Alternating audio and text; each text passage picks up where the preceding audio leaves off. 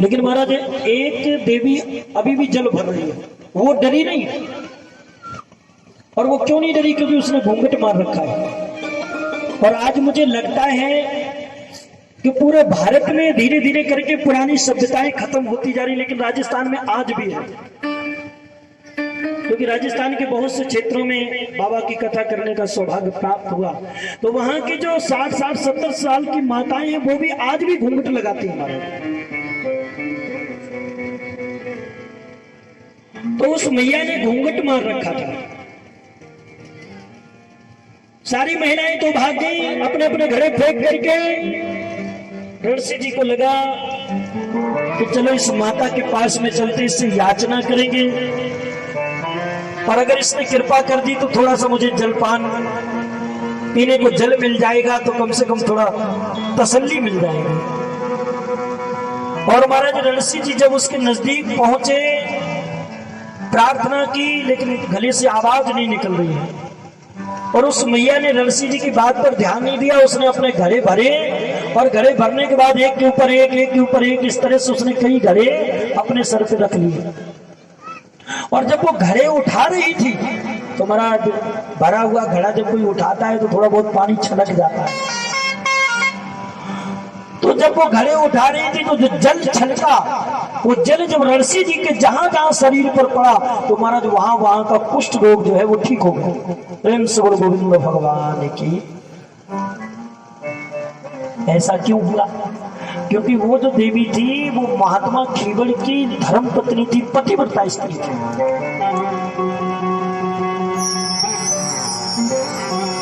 और उस समय में छुआछूत महाराज अपनी चरम सीमा पर था। पर ये दलित समाज की महिला थी, तो गांव के बाहर रहती थी और पति भक्ता थी। अब ऋषि जी को लगा कि ये तो बड़ी कोई पतिव्रता स्त्री है।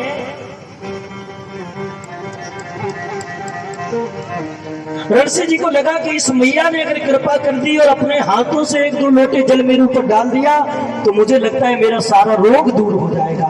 तो इसी लालच से, इसी आशा से महाराज ऋषि जी उस माता के पीछे पीछे चल पड़े। अब वो अपने घर की तरफ चली, ये पीछे पीछे। और गांव के बाहर उसका झोपड़ा था, कच्ची मिट्टी का घर, उसके ऊपर झोपड़ा। वो अंदर बढ़ गई, ऋषि जी बाहर वहीं उसके चबूतरे पर सर रख करके बैठ गए। और जब वो मैया अंदर गई, तो उसने अपने पति से कहा कि श्रीमन, तालाब से मेरे पीछे पीछे एक कोई कोढ़ी जो कुष्ठ रोग से ग्रसित है, मेरे पीछे पीछे आया है। मैंने उससे बातचीत करना उचित नहीं समझा, क्योंकि शास्त्र कहते हैं कि पतिव्रता स्त्री को एकांत में पर पुरुष से कोई वार्ता नहीं करनी चाहिए। शास्त्र तो यहां तक कहते हैं कि एकांत में अपने भाई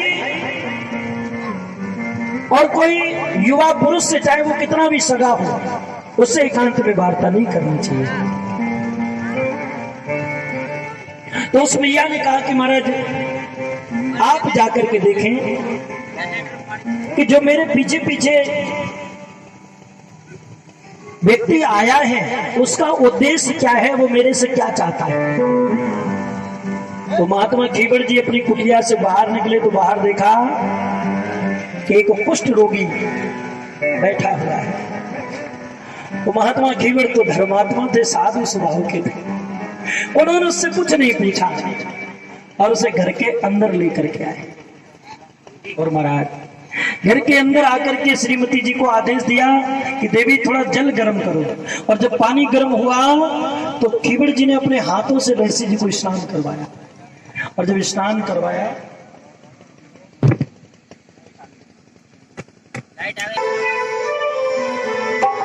वो मने रूनीता बुलवाई दो राम रुनीचे वाला, ओ राम रुनीचे वाला, हो बाबा राम रुनीचे वाला, ओ मन रूनीचा बुलवाई दो राम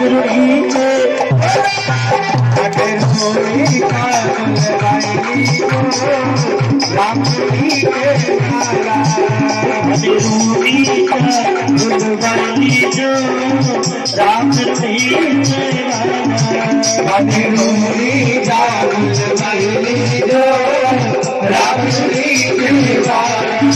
इतने लोग रुड़ीचा जाना चाहते हैं, कोई नहीं जाना चाहता। जो जाना चाहते हो हाथ ऊपर करें, जो यही रहना चाहते वो हाथ नीचे करें। कितने लोग रुड़ीचा चलना चाहते हैं? हाँ, जो लोग चलना चाहते हैं वो बाबा से प्रार्थना करें कि बाबा एक बार मेरे ऊपर भी करुणा करो, कृपा करो, हे कलयुग अवतारी, एक बार अपनी चौखट पर हमें भी बुलाओ। राम रुड़ीचे वाला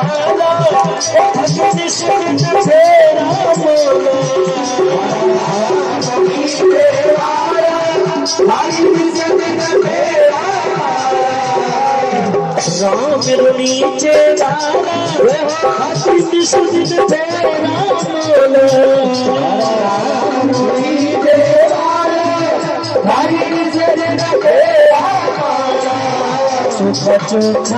प्यारा प्यारा दोबारा दर्श दिखाई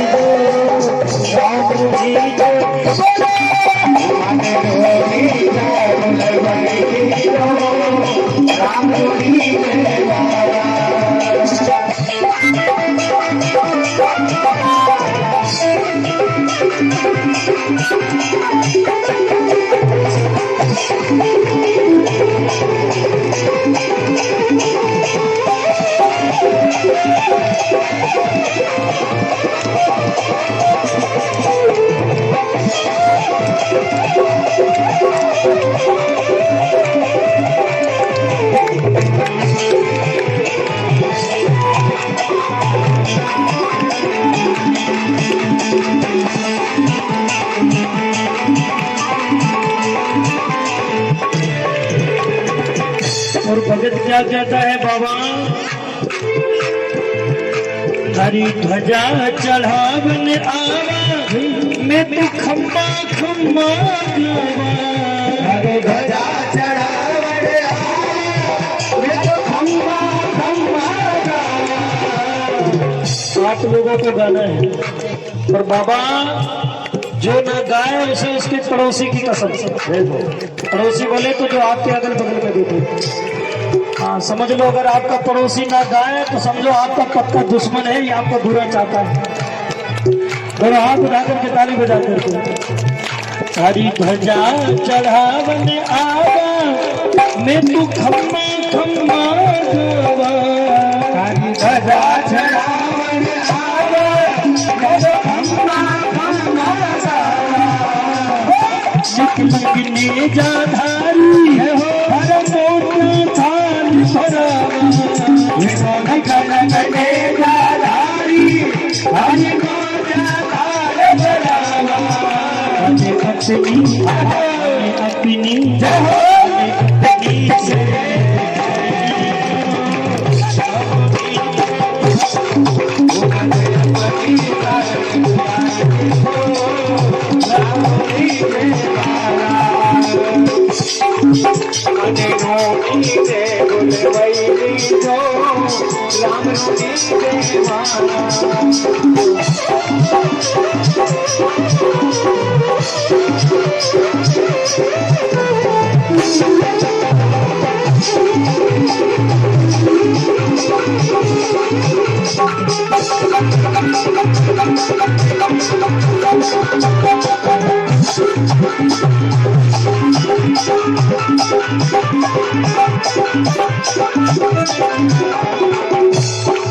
और क्या कहता है भगत? सच बताना है। आनंद आ रहा है ना? जिनको इस भजन में आनंद आ रहा है वो हाँ दोनों हाथों से भाव से तालियां और गावे मैं तो दौड़िया आशा पर लुड़ लुड़ धोती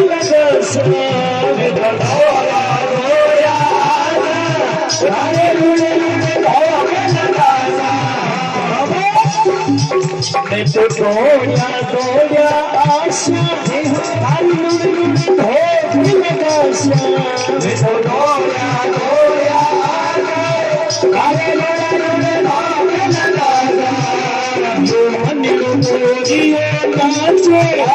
बेगावा भजन सुन श्याम धारा भजन सुनाला ताल में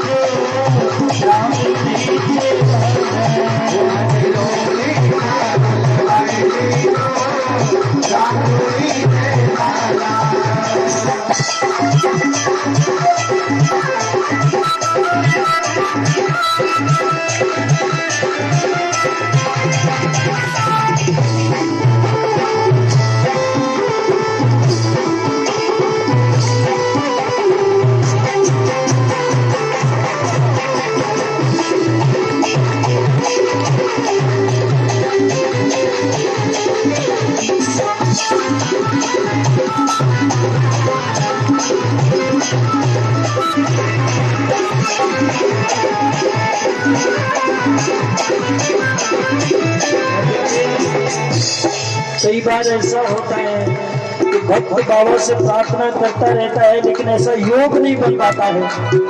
महीने बीत जाते हैं, साल बीत जाती है, दूसरी साल हो जाती, तीसरी हो जाती और हम लोग रुनीचा नहीं पहुंच पाते हैं। तो वो भक्त कहते बाबा अब रयो न जावे मासू पड़े अब रयो न जावे मासू पड़े रयो न जावे मासू अब रयो न जावे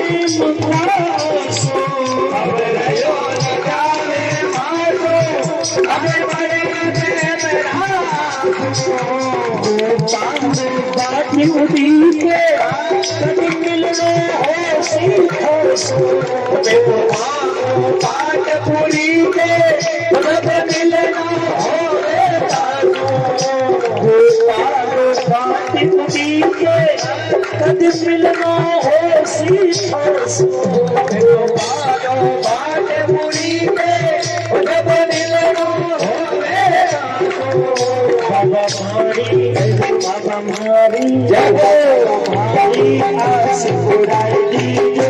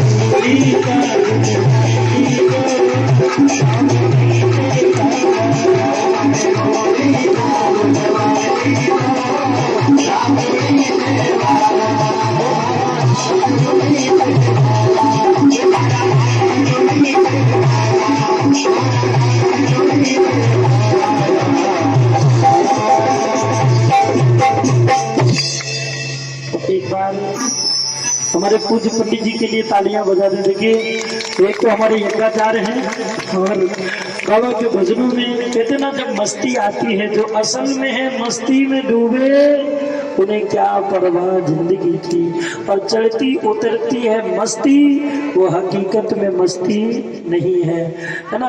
लोग कहते हैं कि जाम पर जाम पीने से क्या फायदा, शाम को पी है सुबह को उतर जाएगी। अगर पीना है तो पियो मेरे बाबा के नाम के प्याले, जिंदगी मस्ती में गुजर जाए। बोले रामदेव जी महाराज की जय हो। महाराज श्री रणसी जी महाराज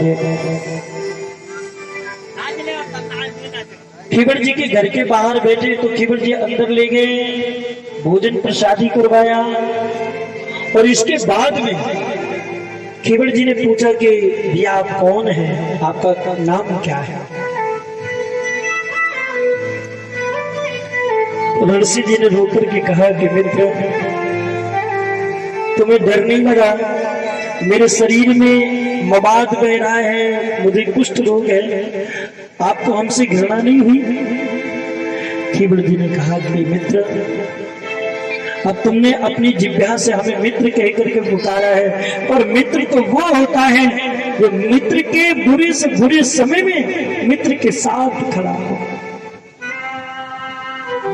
मेरे भाई, इतना तो मैं जानता हूं कि तुम भगवत भक्त हो। हाँ, आज रणसी जी की आंखों से आंसू बह रहे हैं। तो रणसी जी ने एक सीधी सी बात पूछी कि भैया तुम जिस गांव में रहते हो, क्या तुमने कभी अपने राजा को देखा है। तो खीबड़ जी ने कहा कि नहीं, देखा तो नहीं है, लेकिन इतना जरूर है कि हमारे राजा रणसी जी बहुत ही धर्मात्मा हैं। उन्होंने अपनी संस्कृति के लिए, अपने सनातन धर्म के लिए अपने पूरे परिवार का बलिदान कर दिया है। कुछ लोग कहते हैं कि अब वो लुटेरे बन गए हैं, लेकिन कुछ दिनों से खबर आ रही है कि पता नहीं वो कहां चले गए हैं, उनका कोई अता पता नहीं है। रणसी जी ने कहा, मेरे भाई, तुम्हारा अभागा राजा आज तुम्हारी शरण में पड़ा है, मेरा ही नाम रणसी है। ओहो, खीबड़ जी महाराज दूर छिटक करके खड़े हुए, ठाकुर साहब आप लोग सुनेंगे तो क्या कहेंगे, मैं तो अछूत जाति का हूं, नीच जाति का हूं, आप मेरे घर में। रणसी जी ने कहा, भैया सब दुनिया की बातें हैं,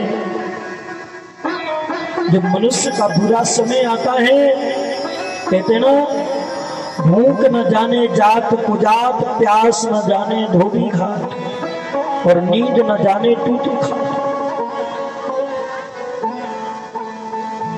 मेरे लिए तो तुम भगवान से बढ़कर के हो, क्योंकि मुझ जैसे असहाय को, मुझ जैसे पापी को तुमने सहारा दिया, और ऐसी दुनिया की भी परवाह क्या करना जो सुख में तो साथ होती है लेकिन दुख में साथ छोड़ देती है। ये दुनिया बड़ी निर्दयी है मेरे भाई, तुमने मुझे सहारा दिया है, जब तक जीवन रहेगा तुम्हारा ये अन्न, आज से तुम्हारे इस अन्न का मैं ऋणी होगा, तुम्हारा ऋण मेरे ऊपर रहेगा। खीबड़ जी ने अपनी कुटिया में रणसी जी को सुलाया, उनके घावों पर पट्टियां बांधी, और जब प्रातः काल हुआ तो कहा कि मित्र, इस गांव के बाहर हमारे गुरुजी रहते हैं जंगल में, बहुत ही सिद्ध महात्मा है, परामहंस कोटि के संत हैं, चलो हम तुम्हें अपने गुरुदेव भगवान के दर्शन करवा के लाते हैं। और देखो महाराज, कहानी में कैसा मोड़ आया।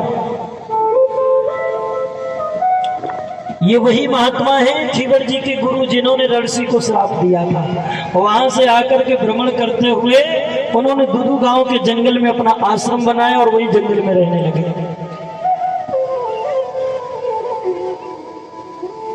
किसी ने कहा महाराज ये कथा ऐसी क्यों? हमने कहा भैया जब मूवी की स्टोरी अच्छी होती है तभी तो लोग देखने जाते हैं। तो ये हमारे बाबा रामदेव जी की कथा है। और अगर फिल्म की स्टोरी अच्छी होगी तभी तो देखने में मजा आए। क्लाइमैक्स अच्छा नहीं होगा तो कौन देखे।